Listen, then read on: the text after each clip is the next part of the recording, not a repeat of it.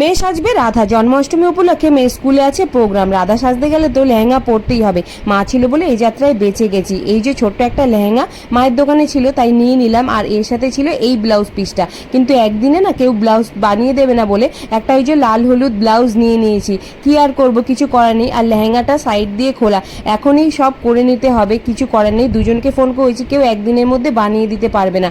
তারপরে কি সবগুলো নিয়ে চলে আসলাম টেলারের কাছে।